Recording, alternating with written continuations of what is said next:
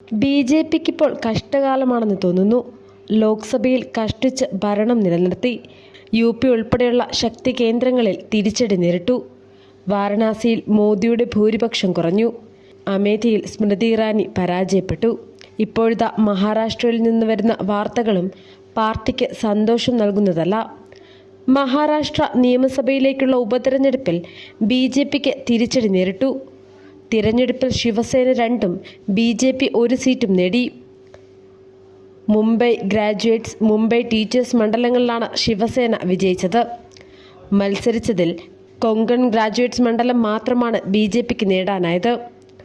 Mumbai graduate മണ്ഡലത്തിൽ ബി.ജെ.പിയുടെ കിരൺ ഷെലാറിനെ പരാജയപ്പെടുത്തി ശിവസേന സ്ഥാനാർത്ഥി അനിൽ പരബാണ് വിജയിച്ചത്.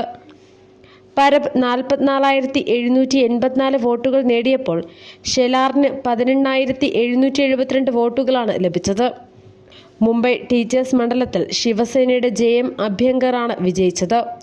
സാധുവായ 11,598 വോട്ടുകളിൽ 4,083 വോട്ടിന്റെ ഭൂരിപക്ഷത്തിലാണ് അഭ്യങ്കർ മുംബൈ ടീച്ചേഴ്സ് മണ്ഡലം പിടിച്ചെടുത്തത്.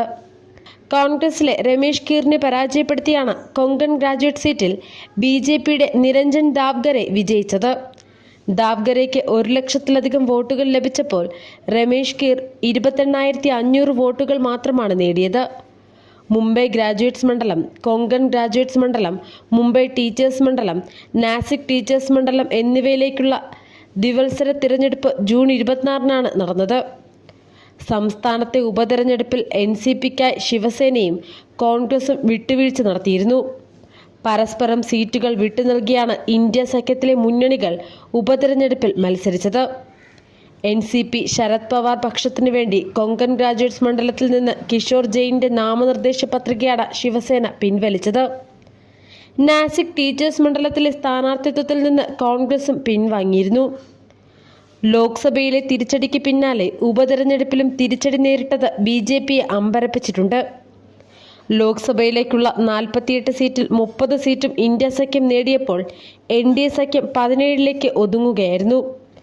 1 സീറ്റിൽ സ്വതന്ത്ര സ്ഥാനാർത്ഥി വിജയിക്കുകയും ചെയ്തിരുന്നു.